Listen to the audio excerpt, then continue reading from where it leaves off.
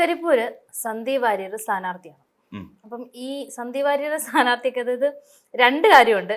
ഒന്നെന്ന് പറഞ്ഞാൽ കോൺഗ്രസിന് ഒരു സാധ്യതയില്ലാത്ത ഒരു സ്ഥലത്ത് അല്ലെങ്കിൽ ഒരു മണ്ഡലത്തിലാണ് സന്ദീപ് വാര്യരെ കൊണ്ടുവന്ന് ഇങ്ങനെ ഇറക്കി നിർത്തിയിരിക്കുന്നത്.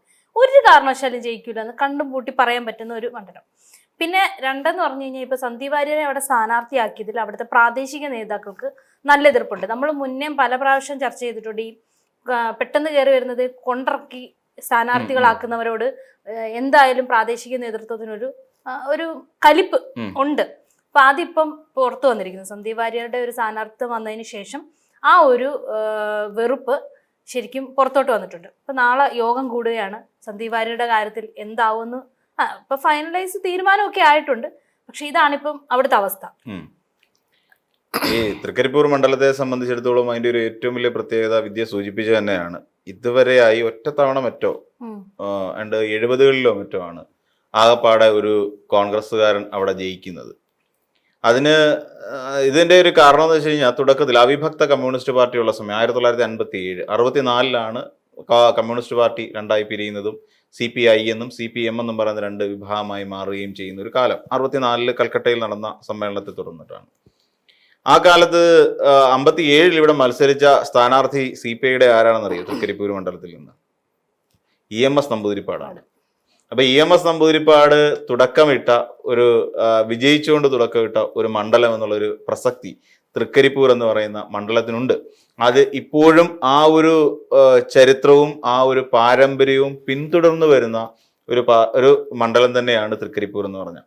ഈ കാലങ്ങൾ പിന്നെ തന്നെയുമല്ല, കാലങ്ങളായി നമ്മൾ പരിശോധിക്കുകയാണെങ്കിൽ 50% അതിന് മുകളിലും വോട്ട് പിടിച്ചു മാറ്റുന്ന ഒരു മുന്നണി തന്നെയാണ് LDF. അവിടെ കമ്മ്യൂണിസ്റ്റ് പാർട്ടി അതിന്റെ 50% മുകളിൽ സീറ്റ് കിട്ടും. കഴിഞ്ഞ തവണയും അങ്ങനെ തന്നെയായിരുന്നു. കഴിഞ്ഞ തവണ നമ്മൾ നോക്കുകയാണെങ്കിൽ 53% വോട്ടുകളാണ് അവിടെ നിന്ന് മാറിയിരിക്കുന്നത്. അതായത് M രാജഗോപാൽ എന്ന് പറയുന്ന സ്ഥാനാർത്ഥി ജയിക്കുമ്പോൾ 53.71% വോട്ടാണ് പിടിച്ചു മാറ്റിയത്. അതായത് 86,151 വോട്ടുകൾ ഈ പറയുന്ന M രാജഗോപാലൻ എന്ന് പറയുന്ന സ്ഥാനാർത്ഥിക്ക് അവിടെ കിട്ടി.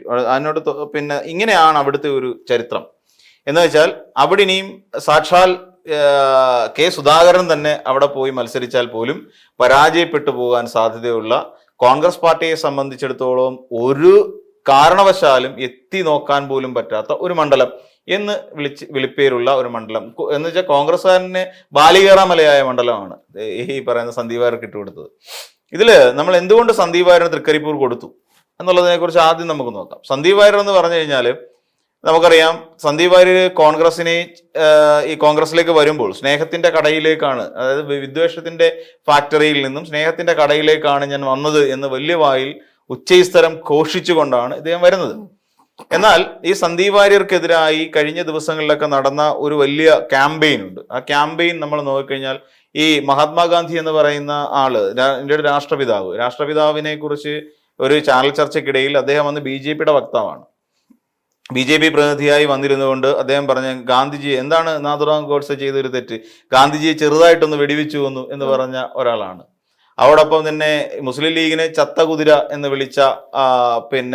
വിളിച്ച് വിശേഷിപ്പിക്കുകയും മുസ്ലിം ലീഗ് വർഗീയ പാർട്ടിയാണ് എന്ന് വിളിച്ചു പറയുകയും ചെയ്ത ഒരാളാണ് ഈ സന്ദീപ് വാര്യർ. ഇതൊക്കെ എടുത്തുയർത്തി കാണിച്ചുകൊണ്ട് മുസ്ലിം ലീഗ് അടക്കമുള്ള കോൺഗ്രസ് നേതാക്കന്മാരിൽ പലരും എടുത്ത് ഇതിനെ സന്ദീപ് വാര്യർ എന്ന് പറയുന്ന ഒരു നേതാവിനെതിരായി ഇപ്പൊ ഇങ്ങനെ നിരന്തരം ഈ കോൺഗ്രസിന്റെ ഒരു പുതിയൊരു രീതിയാണല്ലോ പോസ്റ്റർ പ്രചരണം. പോസ്റ്ററുകൾ നിരന്തരം ഈ സന്ദീപ് വാര്യർക്കെതിരായി ഉണ്ടായിക്കൊണ്ടേയിരിക്കുന്നു. എന്ന് വെച്ചാൽ ഈ പറയുന്ന അന്ന് ഷാഫി പറമ്പിലിന്റെ താടിക്കിരുന്ന കേക്ക് തുടച്ചു കൊടുത്തിട്ടോ അല്ലാന്നുണ്ടെങ്കിൽ പിന്നെ തോർത്തുമുണ്ട് വീശി കൊടുത്തിട്ടോ ഒന്നും ഒരു കാര്യമില്ല. കാരണം കൃത്യമായി മനസ്സിലാവുന്നുണ്ട്. ഇപ്പൊ നോക്കിയോളൂ, ഈ സന്ദീപ് വാര്യർ ഇത് കഴിയുമ്പോഴേക്ക് സന്ദീപ് വാര്യർക്ക് ഒരു മണ്ഡലത്തിൽ പോലും ജയിക്കാൻ കഴിയാത്ത ഒരു സ്ഥാനാർത്ഥി എന്നുള്ള ഒരു പേര് ദോഷം സന്ദീപ് വാര്യർക്ക് വരും. അങ്ങനെ ഒരു ഒന്നാമത്തെ കാര്യം, സന്ദീപ് വാര്യരെ കോൺഗ്രസ് എന്നുള്ള നിലയിൽ നിന്നുകൊണ്ട് തൃക്കരിപ്പൂരിലെ പ്രവർത്തകർ ഉൾക്കൊണ്ടിട്ടില്ല. അതുകൊണ്ടാണ് സന്ദീപ് വാര്യരെ സ്ഥാനാർത്ഥി പ്രഖ്യാപനം വന്നതോടുകൂടി അവിടെയുള്ള കോൺഗ്രസ് നേതാക്കന്മാരെല്ലാം കൂടെ, അവിടെ ബാലകൃഷ്ണൻ എന്ന് പറയുന്ന നേതാവുണ്ട്, അപ്പൊ അദ്ദേഹത്തിനെ അവിടെ മത്സരിപ്പിക്കണം എന്ന് പറഞ്ഞുകൊണ്ട് ഒരു തീരുമാനം അവരുടെ ഭാഗത്തുനിന്ന് ഉണ്ടാകുന്നുണ്ട്. അങ്ങനെ ഒരു ആവശ്യം ഈ പറയുന്ന നേതൃത്വത്തിന് മുന്നിലേക്ക് അവർ ഉയർത്തുന്നുണ്ട്. അല്ലാതെ കെട്ടിയിറക്കപ്പെട്ട സ്ഥാനാർത്ഥികളെ കൊണ്ടുവന്ന് ഞങ്ങളുടെ തലയിൽ അടിച്ചേൽപ്പിക്കാൻ ശ്രമിക്കരുത് ഇപ്പൊ എന്ന് പറയുന്ന പോലെ ഒരു വല്ലാത്ത ഒരു പ്രതിഷേധം ആ ഭാഗത്ത് നിന്ന് ഉണ്ടാവുന്നുണ്ട്. കാര്യം നമ്മൾ നോക്കിക്കഴിഞ്ഞാൽ ഈ കോൺഗ്രസിനെ സംബന്ധിച്ചിടത്തോളം കോൺഗ്രസ് ചെയ്യുന്ന എന്തിനു വേണ്ടിയിട്ട് ഇത്തരം വിട്ടുവീഴ്ചകൾക്ക് കോൺഗ്രസ് മുതിരുന്നു എന്നുള്ളതാണ് ഈ വൈകിയ വേളയിൽ. അതായത് ഇതുവരെയായിട്ടും ഇന്ന് ഇലക്ഷൻ പ്രഖ്യാപിക്കുന്നത് ഞായറാഴ്ചയാണെങ്കിൽ ഇന്ന് മൂന്നാം ദിവസം ആവുന്നു. അങ്ങനെ ഇലക്ഷൻ പ്രഖ്യാപനം നടത്തി 3 ദിവസം കഴിഞ്ഞിട്ടും പലയിടങ്ങളിലും പ്രചരണം കൊണ്ടുപിടിച്ച് തുടങ്ങേണ്ട ഒരു സാഹചര്യം എത്തിയിട്ട് കൂടി കോൺഗ്രസ് എന്ന് പറയുന്ന ഒരു പാർട്ടി, UDF എന്ന് പറയുന്ന മുന്നണി ഇതുവരെ ബാക്കി UDF മുന്നണിയിലെ ബാക്കി എല്ലാവരും പ്രഖ്യാപിച്ചു കഴിഞ്ഞു. എന്നിട്ട് കോൺഗ്രസ്സിൽ സ്ഥാനാർത്ഥികളെ കണ്ടെത്താൻ കഴിയുന്നില്ല എന്ന് പറയുന്നത് ഒരു വലിയ ദുര്യോഗമാണ്, ഒരു ദുരവസ്ഥയാണ്. ഇപ്പൊ നമ്മൾ നോക്കേണ്ടത് കൊച്ചി സീറ്റിൽ എന്താണ് ഇത്ര കൺഫ്യൂഷൻ? അവിടെ ഒരു സ്ഥാനാർത്ഥിയെ ഇനിയും അവിടെ ഒരു വലിയ വടംവലി നടന്നുകൊണ്ടിരിക്കുകയാണ്. കൊച്ചി പെരുമ്പാവൂർ എന്ന് പറയുന്ന 2 ഇടങ്ങളിൽ വലിയ വടംവലി നടന്നുകൊണ്ടിരിക്കുകയാണ്.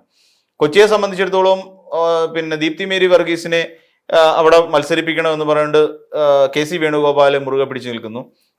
ഇപ്പുറത്തോട്ട് നോക്കിക്കഴിഞ്ഞാൽ മുഹമ്മദ് ഷിയാസ് എന്ന് പറയുന്ന നേതാവിനെ മത്സരിപ്പിക്കണമെന്നും പറഞ്ഞുകൊണ്ട് VD സതീശൻ നിൽക്കുന്നു. ഇവിടെ ഒരു വലിയ പോര് മുറുകിക്കൊണ്ടിരിക്കുക. രണ്ടുപേരും തങ്ങളുടെ ഇഷ്ടപ്രകാരം പോസ്റ്ററുകളും അടിച്ചു. പോസ്റ്റർ അടിച്ച് അതിന്റെ പ്രചരണത്തിന് തയ്യാറെടുത്തുകൊണ്ടിരിക്കുകയാണ്. ആ സാഹചര്യത്തിൽ ഇതുവരെ അവിടെ ഒരു സമവായത്തിലെത്താൻ കഴിഞ്ഞിട്ടില്ല. ഇത് ജനങ്ങളിലേക്കാണ് ഈ സാധനം എത്തുന്നത്. നമ്മൾ പിന്നെ പെരുമ്പാവൂർ എൽദോസ് കുന്നപ്പള്ളി എന്ന് പറയുന്ന സ്ത്രീപീഡകനായ ആളിനെ മത്സരിപ്പിക്കണം. അത് എൽദോസ് കുന്നപ്പള്ളിക്കെതിരെ ഇതിനു മുമ്പ് കേസുണ്ട്.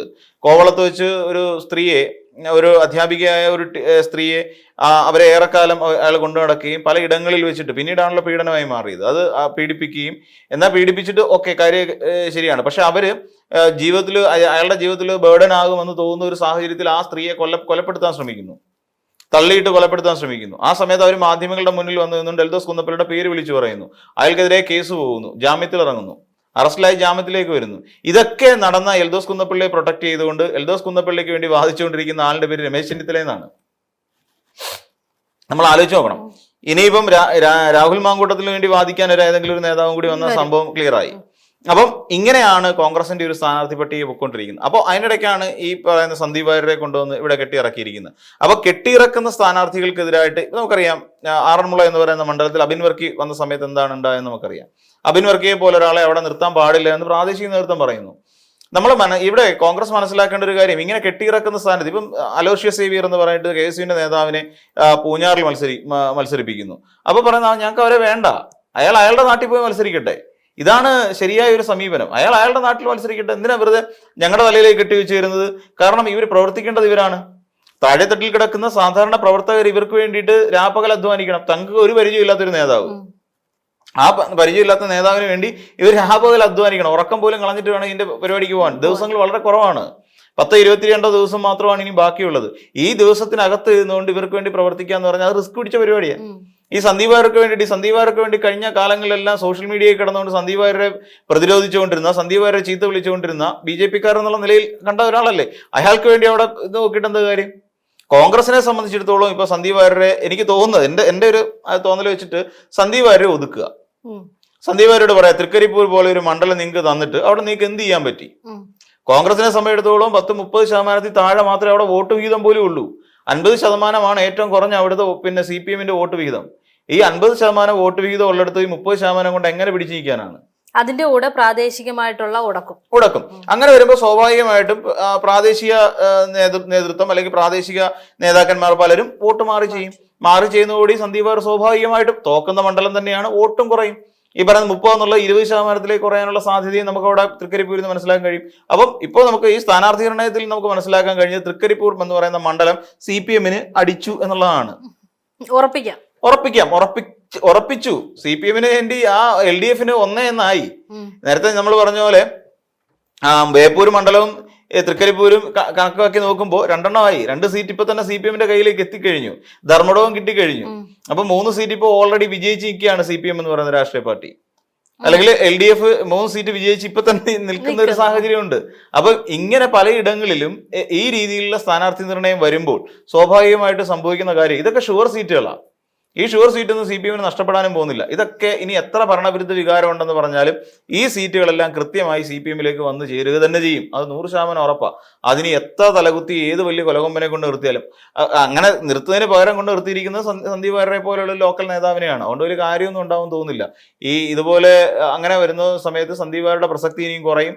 ഇതോടുകൂടി സന്ദീപ് വാര്യർ സ്നേഹത്തിന്റെ കടയിലെ സ്നേഹത്തെക്കുറിച്ച് ഇപ്പം സന്ദീപ് വാര്യർ മനസ്സിലാക്കാൻ പോകുന്നതേ ഉള്ളൂ. സന്ദീപ് വാര്യർക്ക് ഒന്നി പാലക്കാടോ അല്ലെങ്കിൽ ആ മേഖലയിൽ എവിടെയെങ്കിലും കൊടുത്തുകൊണ്ട് പാലക്കാട് ജില്ലയിൽ ഏതെങ്കിലും ഒരു മണ്ഡലം സന്ദീപ് വാര്യർക്ക് കൊടുത്തുകൊണ്ട് വേണമെങ്കിൽ സന്ദീപ് വാര്യരെ ജയിപ്പിക്കാവുന്നതേ ഉണ്ടായിരുന്നുള്ളൂ കോൺഗ്രസിനെ സംബന്ധിച്ച്. കാര്യം അദ്ദേഹത്തിന് പറ്റിയ മണ്ഡലങ്ങൾ കണ്ടെത്തുക എന്നുള്ളത്. ഇപ്പൊ ഷൊർണൂരാണെങ്കിലോ ഒറ്റപ്പാലം ഒറ്റപ്പാലം പിന്നെ തീവ്രത കുറഞ്ഞ PK ശശിക്ക് വേണ്ടിയിട്ട് കോൺഗ്രസ്സുകാർ റിസർവ് ചെയ്തതല്ലേ. പിന്നെ മണ്ണാർക്കാട് ലീഗിന്റെ സീറ്റാണ്, അപ്പൊ അവിടെയും കൊടുക്കാൻ പറ്റില്ല. ആലത്തൂർ എവിടെയെങ്കിലും കൊടുത്തുകൊണ്ട് സന്ദീപ് വാര്യരെ വേണമെങ്കിൽ ജയിപ്പിച്ചെടുക്കാൻ കഴിയുമായിരുന്നു കോൺഗ്രസ് പാർട്ടിയെ സംബന്ധിച്ച്. ഏതെങ്കിലും UDF നല്ല വേരോട്ടമുള്ളെടുത്ത് സന്ദീപ് വാര്യരോട് അത്ര സ്നേഹം ഉണ്ടായിരുന്നെങ്കിൽ കോൺഗ്രസിന് ചെയ്യാൻ പറ്റുന്ന ഒരു കാര്യം അതായിരുന്നു. പക്ഷെ അതൊന്നും ചെയ്യുന്നില്ല. അത് ചെയ്യുന്നില്ല എന്നുള്ളതിന്റെ മീനിങ് ഇത്രയേ ഉള്ളൂ. ഈ സന്ദീപ് വാര്യരെ പതുക്കെ ഈ സ്നേഹത്തിന്റെ കടയിൽ നിന്ന് ചവിട്ടി പുറത്താക്കുക, ഇതാണ് ലക്ഷ്യം വെക്കുന്നത്. അതിനുവേണ്ട എല്ലാ കരുനീക്കങ്ങളും നടത്താൻ ഈ പറയുന്ന പാർട്ടിയിലെ എല്ലാ നേതാക്കന്മാർക്കും നല്ല കഴിവുണ്ട് എന്നുള്ളതാണ് വാസ്തവം.